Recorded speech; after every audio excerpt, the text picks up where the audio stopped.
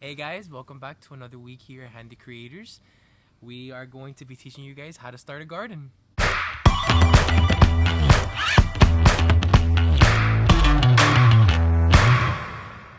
Hey guys, so welcome back to another video. This one's a bit different for you guys, and this one's a very requested video. Hey, if you guys are new here, my name's Adriana and this is my husband, and we are DIYers that have built everything in our home ourselves, but we also have a garden that we built ourselves. I'm always posting updates on Instagram, and you guys are nuts to see tips of how to start a planter. That's what we're gonna be doing today. We're gonna show you guys how to fill up your planter, What soil we use, what to look for, what not to look for, and I want to show you guys maybe like 5 easiest plants to start off your garden with. Something that's gonna motivate you and see that gardening is not as hard as it may seem out there. we hope you guys like it. And let's get started. Let's get started. We wanted to personally thank our friends down at Old Gardens for sending us this beautiful planter that we have behind us. And this is gonna be our model planter for today's video. So what makes this planter very unique, it's a 12-in-1 system, basically meaning that you have 12 different options to choose from based on the needs that you have and the space that you have available. For our planter, we decided to go with option number 11. Planter measures 24 inches wide by 96 inches in length. So apart from the 12-in-1 system, these planters are made from galvanized steel, which means that they are perfect for any exterior weather and they will not overheat if you live in warm weather climate. And what's cool about them is that they're waterproof, so the water just slides right off. Nothing stays, no marks. And what I personally loved is that you could choose from various different colors depending on what you want. Thank you so much again, Old Gardens, for sending us. We love what they stand for, we love what they believe in, and we felt very connected to them. We appreciate you guys sending over this planter, and we'll show you guys how to fill in. The link will be below, so go check out their website. They're easy to build and extremely sturdy. So let's get started on how you can start your own organic garden at home. Let's do it. First, we marked the area and removed the rocks from underneath where the planter would go. Then we added landscaping fabric. Then your first layer is going to be pieces of cardboard. Make sure it has no labels or ink. This will help with weeds and then decompose into soil. The next layer is going to be dry pieces of debris. We usually use chopped off pieces of branches or grass. What we usually do for our planters is go to our local landscaping vendor and we buy both the compost and the topsoil in bulk. It comes out a lot more affordable than buying it from these bags, but this is a very good alternative if you're only doing one planter or if you have a very small garden. For this planter, we used the Miracle-Gro all-purpose soil. We got these on special at our local Home Depot. But if you decide to go with the compost and topsoil mix, make sure that it is an equivalent mixture of 1 bag each. My favorite fertilizer is from Dr. Earth. It's organic, it's human safe and pet safe. The Miracle-Gro soil does already come fertilized, so we're not gonna be adding too much because we don't want to over fertilize our plants and burn them. But I do feel safe adding a little bit of fertilizer to the top part of the soil, and then we're gonna plant some stuff together. Sprinkle an even layer of the fertilizer. Remember, just because your garden is organic does not mean you don't fertilize. You just have to look for the right fertilizers with the right ingredients. Plants need food the same way we need food. Plants need nutrients the same way we need nutrients. So don't be afraid to fertilize your plants. That is the one mistake that people make when they grow organically. They think that plants will grow on themselves. No, you need to give them nutrients to grow. Just look for the right ingredients and something that fits your needs. Look into Dr. Earth. They have amazing products that work, and everything's organic. So now what we're gonna do is we're gonna blend this in with our soil. For this step, you want to make sure that you mix the fertilizer well within the soil. Don't be afraid to get dirty. I'm gonna share with you the 5 easiest plants for beginners, and we're gonna plant some of them together. So the first one we're gonna go with on the list is gonna be tomatoes. Today we're gonna do tomatillos tomatoes. These are actually the pineapple ground cherry tomatillos. The regular tomatoes, the only difference with these is that they do recommend to plant them in pairs so they cross-pollinate and have more success and fruit. If you see, these already have some on the way. So let me show you guys how you would plant something that you buy from the store. Whenever you get something from a store that comes in the pot, you do not want to pull on this and break any of the roots that it already has, because it could kill your plant. You're going to want to open your hand like if you're going to grab a football and put it in the plant and flip your plant upside down. After you do this, just squish this a little bit and it will automatically just come out. I want to break up the roots a little bit, play with it, pat it. But since we have so many roots, I'm not going to pull anything because I don't want to break anything here. Now, to plant these, I'm going to try to go a little bit more than the base of what we already have. We don't want the soil that came in our pot to be outside of the soil that we're planting it in. We want it to be a little bit inside. So that's what I have here.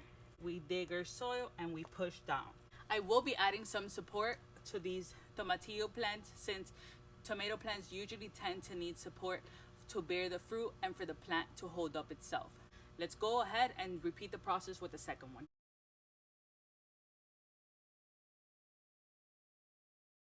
And I'm huge on putting name tags.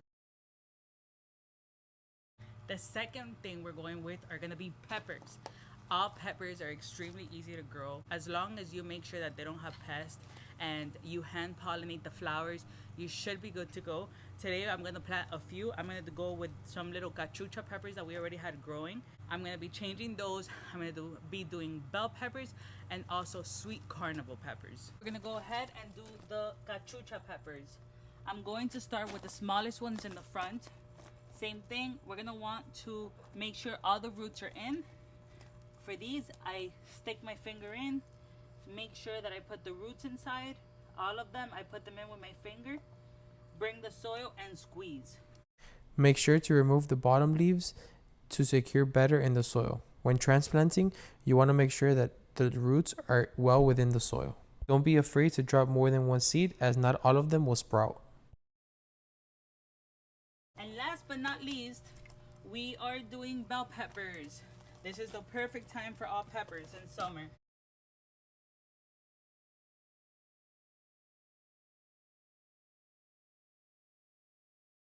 And then from seeds, we're gonna do the next three. We're gonna be doing basil, cilantro.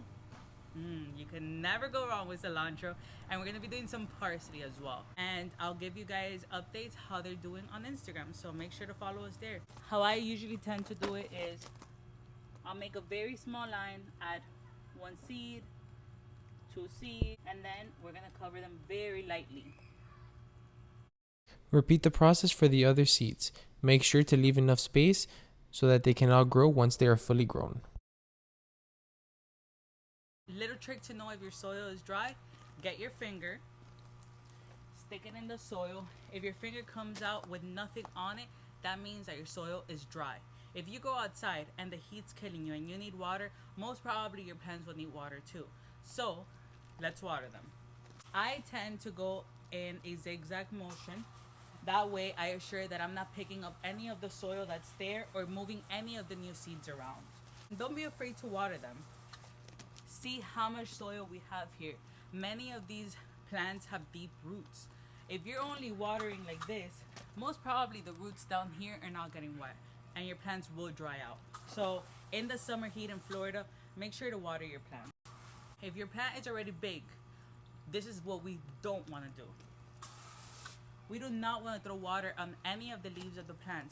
This is susceptible to them getting more pests, getting sick, and the plant even dying. So instead of doing that, what we're gonna do is water the soil only. I'm not saying that you can never wet your plant's leaves. I mean, when it rains, they get wet. But you don't want this to be your daily thing because your plant will get sick. When you purchase a plant in the store and you transplant them to wherever you're gonna keep them permanently, the plants go through something called transplant shock. They tend to get a little bit ugly, drop some leaves, bent a little bit over. Something that I like to do that helps with this process is the day that I transplant them, I over water them. Something else, check the weather. If it's going to rain tomorrow, I won't water my plants today because I'm gonna be over watering. So that's a big trick. I'm a huge fan of all Captain Jack's products, but my two favorite have to be the neem oil I use for preventative, and the dead bug brew I use to treat if I already have some type of infestation or I notice something weird in my plants. Since I bought these from a store, I'm gonna go ahead and treat them like if they did have an infestation in case I missed something and did not see.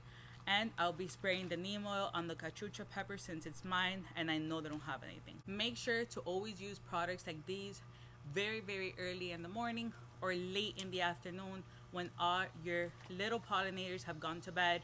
This will kill your pollinators if they touch them directly, not if they touch the plant after you applied. So be precautious of that. I mean, we need pollinators in our garden in order to have a successful garden. You want to make sure to spray the top of the plant and the bottom leaves.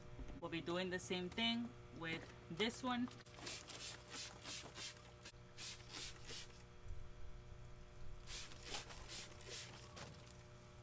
Some little tips for you guys. I would say if you're ever gonna plant something in a pot, make sure that your pot has well drainage. If your pot does not have drainage, most probably you're gonna end up with root rot and you won't have successful plants. What I tend to do is I buy my pots, I turn them around with a drill and I open hose all over. That way I know that the plant, if it doesn't want the water, it's gonna let it out by the bottom. Consistency. A garden is a lot of hard work. I am out here most afternoons. My plants need water every single day unless it's raining. And you always want to watch out for pests. Be ahead of the pests, not behind them. It's hard, but I promise that is totally worth it once you have your harvest in hand. All that hard work pays off. I think we'll end up this video with our last tip, and that goes with the soil. If you do not have healthy soil, your plants will not grow. If you're new to this, there's so much out there, but look it up online. But most herbs and vegetables tend to have a very alkaline, neutral soil, so that shouldn't be something you worry about right now. If you are getting into a little bit more like unique stuff and unique fruits, then yeah, go ahead and find it because everything has something different to them to be able to survive. Gardening is its own world, and there is a lot of stuff that we have learned since we have started, but that doesn't mean that you can't do it also. So just go out there, do your research, mess up. It's good to mess up because you learn from your mistakes. I have killed so many plants. If your plant dies, don't get discouraged. Plant it again, try again. I promise you will succeed. The second thing that we wanted to mention was if you lived in the United States, go on the United States Department of Agriculture website, and based on where you live, it's going to tell you that you live in a specific zone. That zone is key to knowing whether you can grow something or not in your area or not. Unfortunately, my dream is to have an apple tree, and that's just not going to happen in Florida. Go on their website, which we'll have in our description, put your address, and it's going to automatically tell you what zone you live in. That also helps you because yes, you might be able to plant something from another zone, but you might have a different month to plant it. And that ties in perfectly to the last thing that we want to tell you before you let you guys go. Build your own journal. We have been gardening for about a year now, and what we have done is we have grabbed the journal and just written everything that we've planted, when we've planted it, and whether it was successful or not. That is going to help you avoid mistakes in the future because, like I said, gardening is its own world. And you're gonna make mistakes. You're gonna make mistakes and you're gonna kill a lot of plants. This is gonna help you minimize those mistakes and avoid you from repeating them. Before we leave, I have to show you guys something. How to hand pollinate your plants. So, you see your flowers right here? All you're gonna wanna do is wiggle that flower with your finger. You do this for tomatoes and for any peppers. Just wiggle the flower, give it a little wiggle, and that will pollinate your flowers. That is the best way to get a lot of tomatoes and a lot of peppers. There is no wrong or right when it comes to gardening. It is your garden and you do whatever makes you feel comfortable and whatever works for you. I do so many things in my garden that when you look online it says, do not do this, and it works for me perfectly. Follow your heart, enjoy it, and remember that this is a hobby to have fun. That way, one day you could grow your little own tomatoes, your flowers, your veggies, and there's nothing more satisfying than going outside and getting your fresh herbs from your garden that you work so hard for and putting them into your meals. And with that, we're gonna say thank you so much for joining in on this video. We hope you guys learned something new and are able to start your own garden. Please let us know in the comments if you are going to do this, and if you do so, if you have any questions, follow us on Instagram and DM us. We're more than happy to help you on any questions that you may have. Check us out for next week's video. We have a very exciting transformation. And with that, we're gonna say thank you guys for watching. Make sure to like and subscribe below and hit that little notifications bell so you don't miss out on any future videos. We'll see you on the next week. Bye.